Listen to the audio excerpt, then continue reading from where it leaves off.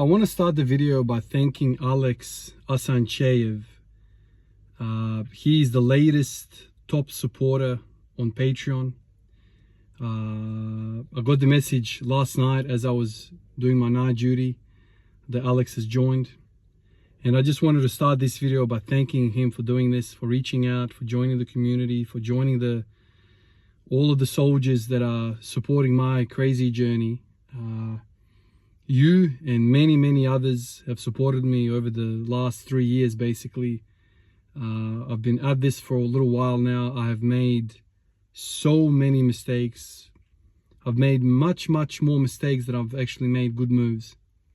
But I want to thank you and everybody on Patreon, and everybody as a whole in the community, everyone's that's taken their time to write comments for me, because without you guys, I don't think I would ever, or maybe wasted more time banging my head against the wall with things that don't make sense. And what I'm referring to here is simply giving up this idea, this obsession with specificity. I don't know how many times you guys have said to me, Ivan, you must have variation. You must have variation.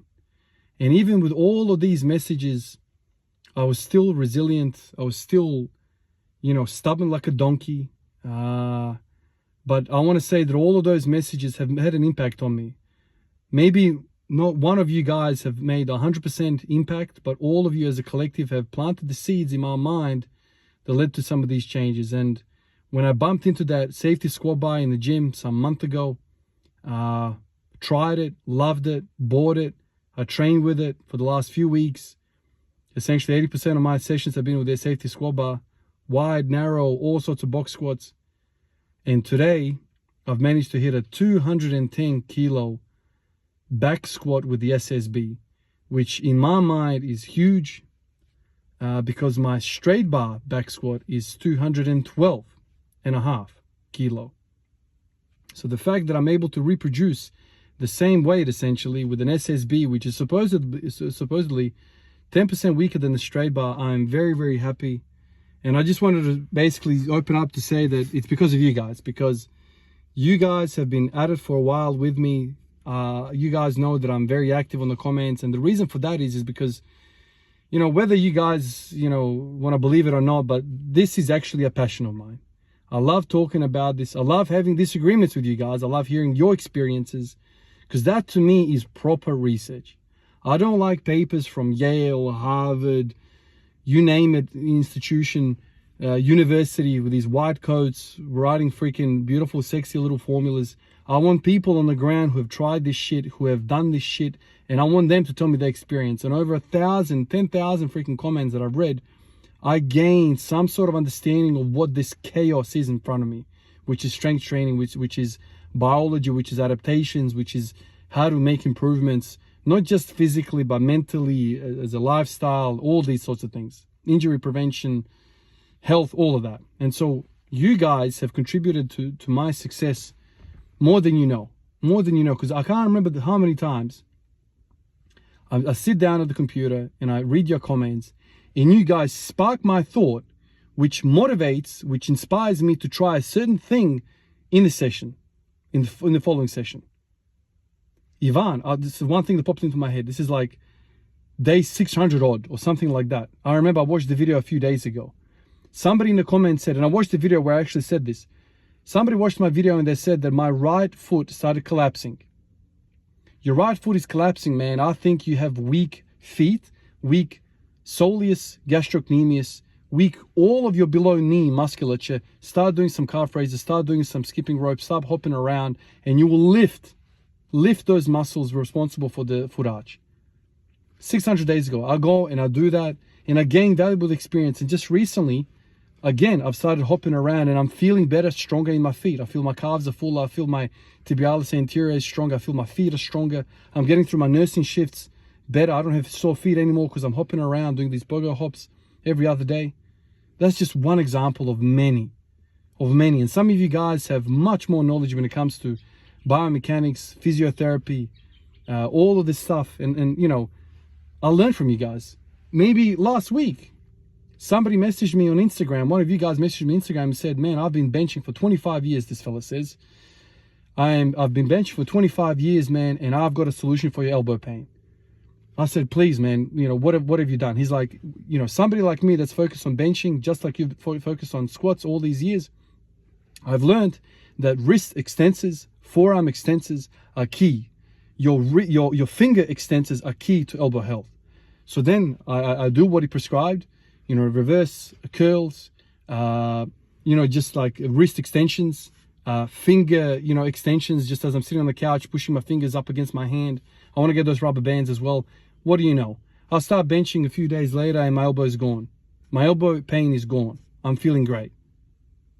So this is what I love about this. I love research through the community. I love anecdote. To me, anecdote in this field is the most important type of research by far. A lot of these research studies that all these fancy people do in universities are on untrained subjects. So people have been training for 6 months. What the hell are they going to teach me? I'm 10 years in, plateauing hard, banging against the wall hard. You're telling me for me to do something what they do is gonna improve me? Them simply sitting inside a gym, not doing anything, just sitting inside the gym, they will have gains through damn osmosis, diffusion. That shit doesn't work for me. Anything works for a guy that's crawled out of a womb yesterday. Anything will work for him. And then these guys, these trainers, they'll come on and make videos and they're like, oh, the latest research study says that quarter squats will catapult you through to the moon. All right, so who did that? Some invalid that set for 20 years, and you're making him do quarter squats. All of a sudden, you're telling me quarter squats are better than ATG squats. These people that in that study that did ATG squats, did they have the ability to do proper ATG squats? Did they have the mobility? No. Regardless, I'm trying to make a point that your anecdote, when you tell me your stories from your previous experiences, whether it's sports or work life, laboring on the job or whatever, about back strength, forearm strength, whatever, I take all of that stuff and that is so valuable for me. And I think that is the greatest thing that I love about this channel, about this community, and that's what keeps coming me back. I love it. I love it. And you guys know that I'm continuously reading the comments. People tell me, why do you do that, Ivan? You don't have to do that. You don't have to do that. I want to, this is like the whole point of this for me, man.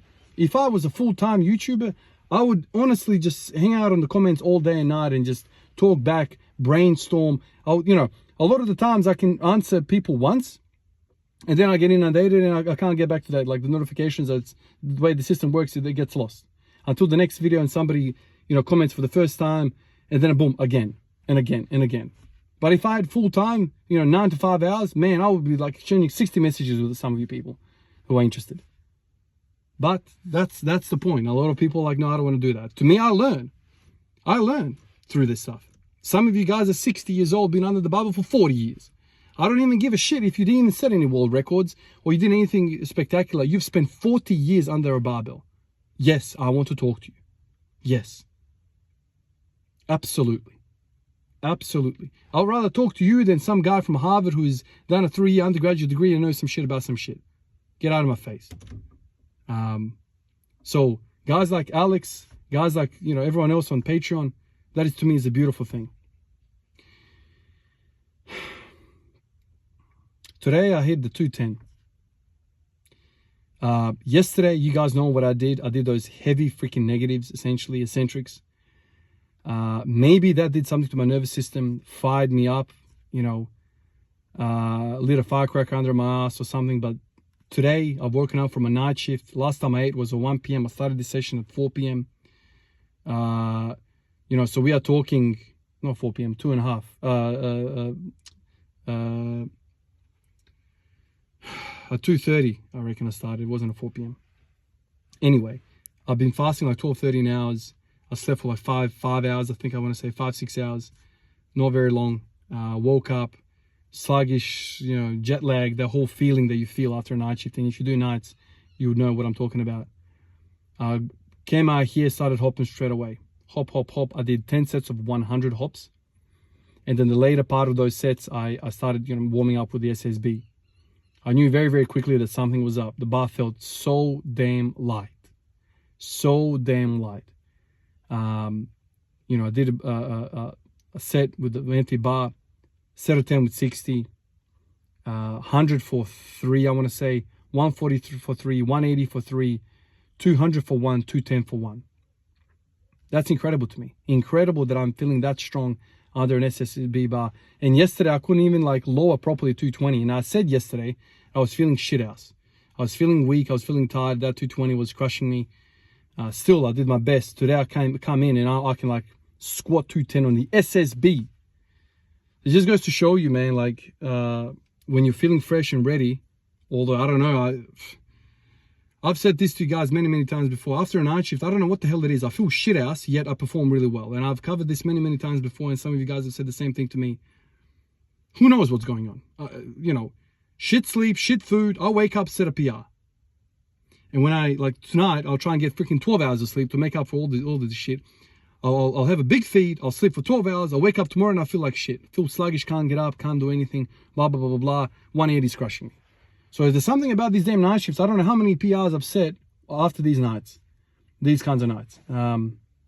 So a bunch of things are in my mind right now. Number one, obviously the last few weeks have contributed to this. I've spent countless freaking hours training in variation. Variation. This is the key for the whole thing here. 7-inch box squats, 11-inch box squats, 12-inch box squats, 15, 16, 18. I've done freaking 20-inch box squats, SSB for all of them. Front squats, back squats, wide stands, free back squats. In recent days, I put in hops. I did a bit of lunges the other day. What else have I done? I've done overhead press, incline bench press, dips, flat bench, wide flat bench. I've done reverse curls, normal curls, like so much variation. It's coming from somebody that is a minimalist into this type of setup. It's made a huge difference. And so I think what you guys are seeing here, what I'm seeing here is that mix the shit up and you'll get stronger. Because when you change, you also rest a particular angle of training. So you can squat every day, but if you change it up ever so slightly different fibers get the frontal insult, right? You know, if you continuously squat with the same stance, same bar placement, same bar, you're continuously hitting the same fiber as a primary fiber. But the moment you start changing things, yes, you're still squatting, still using quads, glutes, and all of that, but it's a different load, different angle, and it's a slightly different stressor. And so some fibers are resting a little bit more than others. Others are working harder than others, and it's kind of like you find some sort of like rest while moving. And for me, you guys know that I love moving every single day. It's great for my mind, for my soul, for my body. I feel great. And now I've kind of worked out that I can still get after it every single day. I just vary the leverages, vary the bars, so I can still feel like I'm getting after it, getting that mental stimulation. But I'm severely limited by the leverages, like a 7-inch box squat with an SSB, very hard. 100 kilos for 5 sets of 5, that's enough for me. I'm done. 100 kilos. I've just squatted 210 free. So this is like a way you can kind of still get after it and still rest at the same time. So I think that's what's happened. And when I think about the 210 safety squat bar, they say 10-11% you're weaker with the SSB. I mean, that is crazy to me, man. So with a straight bar on a good day, technically speaking, I'm good for 230. I'm very hesitant to even try that because yesterday I got crushed to 220. But theoretically speaking, maybe 230 is in the works. I mean, that to me is extremely exciting. Also tells me to continue hammering the safety squat bar. If I can get that to 215, oh God, 220. Oh shit, man, I reckon the safety squat bar is also a 220. Fucking safety squat bar, 220. Surely the safety squat bar has to be weaker than the straight. Anyway, I appreciate if you guys shared some of your experiences with SSB. Maybe not all of us. Maybe it's not the same for all of us. Maybe not all of us are weaker with the SSB. Maybe some of us are stronger. I don't know. Who knows? I'd love to hear your thoughts. Appreciate you guys, and I'll catch you in the next one. Peace out.